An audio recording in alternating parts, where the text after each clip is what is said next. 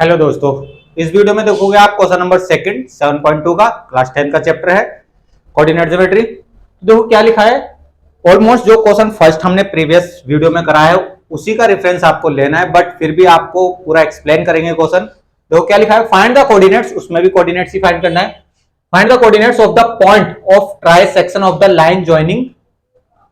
दो कोऑर्डिनेट आ रखे हैं 4,-1 एंड -2,-3। एक लाइन सेगमेंट है जो ज्वाइन हो रखी इन दो कोऑर्डिनेट से, इन दो कोऑर्डिनेट से ज्वाइन हो रखी है और वो लाइन ट्राई सेक्शन हो रखा। ट्राई सेक्शन का मतलब 3 इक्वल पार्ट में डिवाइड हो रखी है।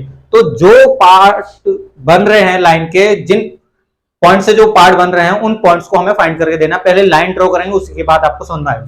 जो लाइन हमने ड्रॉ करी है ये वाली A, B, B हमारा -2,3 हो जाएगा, माइनस का 3, और ये हो जाएगा हमारा 4,-1।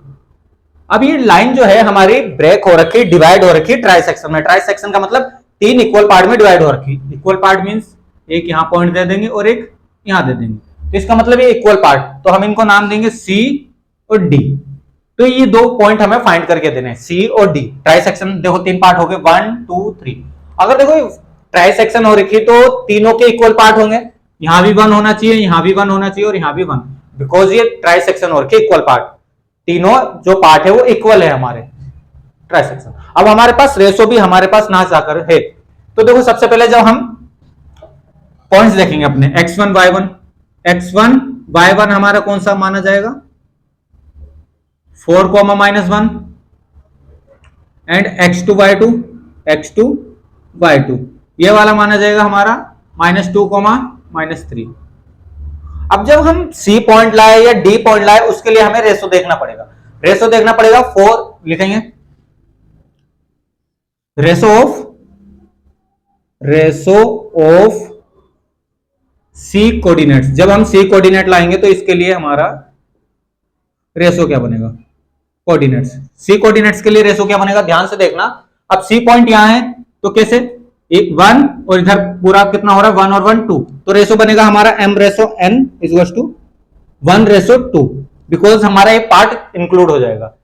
ये जब x1 y1 हमारा ये हो गया और x2 y2 ये हो गया, हमें C कोऑर्डिनेट्स के लिए अगर ये ना होता, D ना लिखा होता, तो देखो 1 और 1 2 लेते हैं हम इसको, तो 2 ही लिखा जाता अभी, तो 2 ले लेंगे, 1/2 मींस अगर एक पार्ट यहां है AC में और C भी क्या होगा, 2 पार्ट है, तो इसका मतलब हमने वैसे ही करा है। तो हमने सेक्शन फॉर्मूला लगा देना है और क्वेश्चन को कंप्लीट कर देना है। तो सेक्शन फॉर्मूला क्या बोलते हैं, जब C कोऑर्डिनेट लाएंगे हम x बराबर x2m प्लस x1n और नीचे होता है m plus n, comma y की वैल्यू भी ऐसी आती है हमारी y2m plus y1n upon m plus n।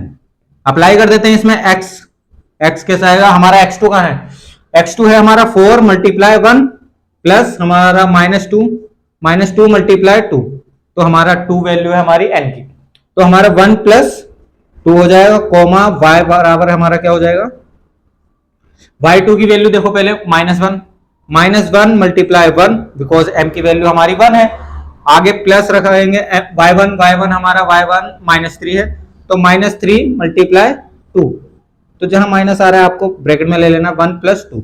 जब इसको सॉल्व करते हैं x वर्ड क्या हो जाएगा, देखो ध्यान से देखना, x 4 और 2 × 4 तो -4 हो जाएगा ये, और नीचे 3, कॉमा y की वैल्यू आ रही है हमारी -1 1 जब 1 हो जाएगा -1 और माइनस की हमारी आ रही है 6, नीचे आ जाएगा हमारा 3। जब इसको सॉल्व करते हैं x बराबर हमारा 0/3 और y बराबर हमारा -7/3, तो इसका हमारा आंसर आ चुका है, x की वैल्यू आ चुकी है x बराबर 0 और y बराबर हमारा -7/3। तो हमारा C कोऑर्डिनेट क्या हो गया, C कोऑर्डिनेट हमारा क्या हो जाएगा 0, -7,3, ये हमारी C की वैल्यू आ गई, C कोऑर्डिनेट्स। एक बार इसका आंसर चेक करेंगे तभी आगे बढ़ेंगे हम। जो हमारी वैल्यू है ये हमारा कहीं ना कहीं दिक्कत वाली बात हुई है, -1 की मल्टीप्लाई, आंसर तो सही नहीं आ रहा। 3 × 2 = 6 बिल्कुल ओके है, आंसर हमें दे रहा है -1 की मल्टीप्लाई 3 की कर दी हमने हल्का सा देखो, हल्का सा ये दिक्कत वाली बात हो रही है, जो हमारा 3 रखा है ये हल्का सा मिसमैच हो रहा है इसमें। y2 की वैल्यू हमारी -3 थी, तो -3 लेंगे हम, और y1 की हमारी -1 थी, तो यहां से दिक्कत आई है क्वेश्चन में। तो ये तो हो जाएगा 4, वो सॉरी 3 हो जाएगा, प्लस का 3 हो जाएगा, और इधर हो जाएगा 2, माइनस का 2 हो जाएगा। ये पूरा ही गलत हो रहा है। y2 की वैल्यू -3 और मल्टीप्लाई 1, तो -3, तो आंसर आ जाएगा -5। देखो -3 -2 -5 हो जाएगा, और ये हमारा -5, ये हमारा -5। ये अब आंसर आपका ओके है। सी कोऑर्डिनेट्स की वैल्यू आ चुकी है। अब हमें ऐसे ही डी की निकालनी है, तो डी कोऑर्डिनेट्स के लिए हमारा बस रेशो चेंज होएगा, रेशो ऑफ, क्वेश्चन आगे, ratio of D coordinates. Ratio of D coordinates क्या हो जाएगा हमारा, ध्यान से देखना बड़े प्यार के साथ, m रेशो n क्या हो जाएगा हमारा, डी कोऑर्डिनेट्स निकाल रहे हैं, तो इस इधर वाला पार्ट 2 हो जाएगा और उधर 1, तो 2:1, तो m और n की वैल्यू चेंज हो चुकी है। फॉर्मूला वही अप्लाई होगा, फॉर्मूला यही अप्लाई होगा, x what is to x2 की वैल्यू हमारी -2 मल्टीप्लाई 2 प्लस, और x1 की वैल्यू हमारी 4 मल्टीप्लाई 1, नीचे आएगा हमारा 2 + 1, y चलेगा हमारा इधर, y की वैल्यू भी ऐसी हमारा y2 हमारा -3 मल्टीप्लाई 2, और प्लस आएगा हमारा y1 -1 मल्टीप्लाई 1, बिकॉज n हमारा 1 है, नीचे आ जाएगा हमारा 2 + 1। बड़े प्यार के साथ इनकी वैल्यू को पुट करना है फॉर्मूले को देखते हुए, उसी के अकॉर्डिंग आपका आंसर आएगा।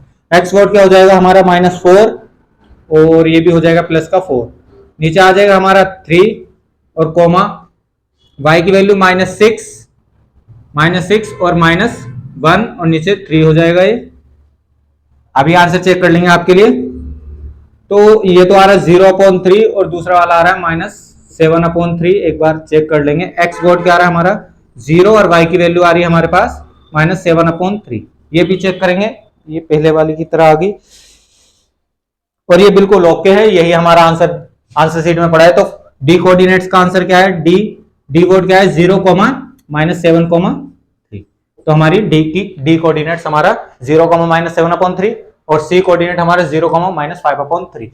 बिल्कुल वीडियो को पॉज करके स्टेप बाय स्टेप आप भी लिखना, इजी क्वेश्चन है, सेक्शन फॉर्मूला लग रहा है, फर्स्ट क्वेश्चन की तरह है, बस हमें इसमें दो कोऑर्डिनेट्स निकालने थे, बिकॉज जो लाइन जॉइनिंग हो रखी वो ट्राई सेक्शन 3 पार्ट में डिवाइड हो रही, 3 पार्ट है उसके, तो 2 पॉइंट्स हमारे उसमें आ रखे होंगे, सी और डी, या आप अल्फाबेट जो भी लो। फिलहाल वीडियो को पॉज करके नोट करना, बहुत जल्द मिलेंगे नेक्स्ट क्वेश्चन में। धन्यवाद।